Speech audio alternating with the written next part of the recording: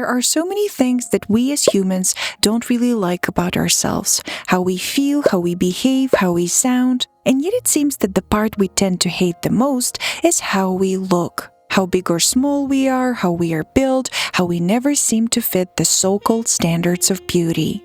We weigh ourselves obsessively, check our bodies in the mirror, starve ourselves or push our bodies to exhaustion in the gym. Not always because we want to look good, but because we genuinely dislike ourselves. Sometimes we hate our imperfect bodies so much that we are ready to do almost anything to change them. And that is incredibly sad, to hate something that is such an essential part of who we are. Our bodies are not just flesh, bones, and muscles. They are the vessels of everything we experience. They protect us, carry us through life, and in many ways, they are our home. One possible explanation for this kind of self-criticism lies in how our brains are wired. We are naturally inclined to notice problems more than neutral or positive traits. From an evolutionary perspective, this helped us survive. Being able to quickly detect threats was essential.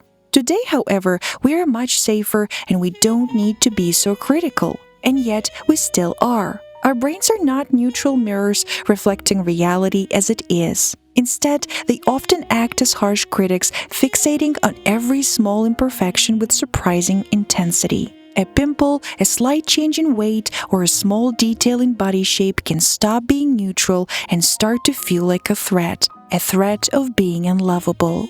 And yet, perhaps the most surprising reason for this deep dissatisfaction has its roots in childhood. Growing up in an unpredictable or emotionally difficult environment with caregivers who were inconsistent, critical, or unavailable can deeply shape how we see ourselves, and especially how we see our bodies. Imagine a child in a home like that, where there is no stable sense of safety. One moment there is warmth, and the next there is distance or tension. For a child, this is overwhelming, as if there is no safe place to relax or feel supported.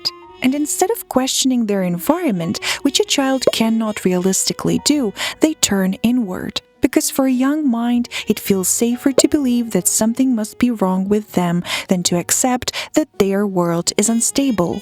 And so the body becomes the easiest place to put that blame. Because it is always there, visible, tangible, something others can see. A child needs an explanation for distress, and often that explanation becomes their own body. Self-blame can also feel protective because it creates a sense of control. Changing yourself seems more possible than changing your environment. A child cannot control their caregivers, but they can try to control how they look or behave. Unfortunately, this belief often stays with us into adulthood. Even when we are independent and no longer rely on our parents, the old pattern remains. We continue to blame our bodies, remain critical of our appearance, and carry the quiet belief that something is wrong with us.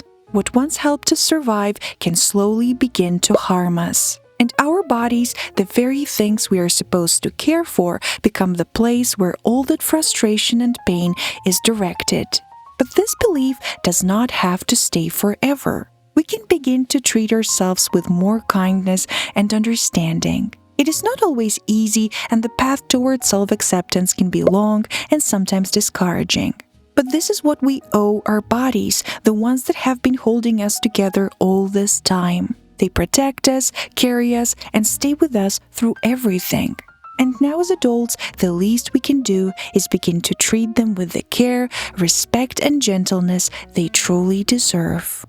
Thank you for watching. Don't forget to like and subscribe for more care right here on this channel.